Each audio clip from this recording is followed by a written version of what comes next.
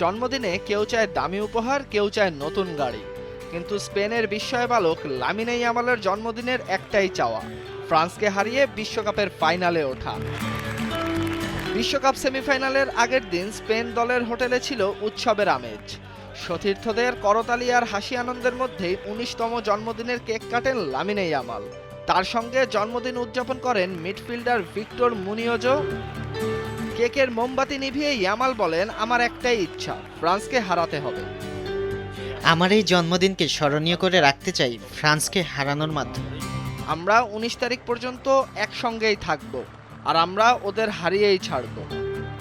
পরে সংবাদ সম্মেলনেও ছিল আত্মবিশ্বাসী ইয়ামাল। তাকে জিজ্ঞেস করা হয়েছিল ফ্রান্সকে ভয় পান কিনা। জবাবে স্পষ্ট ভাষায় বলেন, না, আমরা ইউরোপের চ্যাম্পিয়ন, আমরা কাউকেই ভয় পাই না।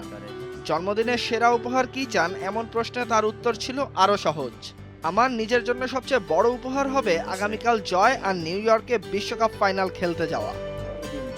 ইউরোপ চ্যাম্পিয়নরা কাউকে ভয় পায় না।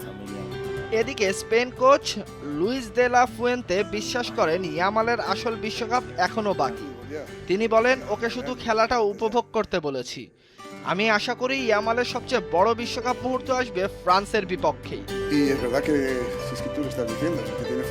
একই সংবাদ সম্মেলনে ইয়ামাল ফুটবলের আরেকটি সুন্দর বার্তাও দেন। ফ্রান্স দল নিয়ে বিতর্কিত মন্তব্যের জবাবে তিনি বলেন, ফুটবল মানুষকে এক করে। স্পেন আর ফ্রান্স দুই দলই বৈচিত্র্য আর একতার উদাহরণ। ফুটবলের সৌন্দর্য এখানে।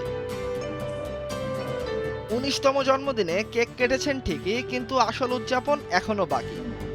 যদি আজ রাতে ফ্রান্সকে হারিয়ে স্পেনকে বিশ্বকাপের ফাইনালে তুলতে পারেন, তাহলে এ জন্মদিন হয়তো হয়ে থাকবে লামিনে ইয়ামালের জীবনের সবচেয়ে স্মরণীয় জন্মদিন।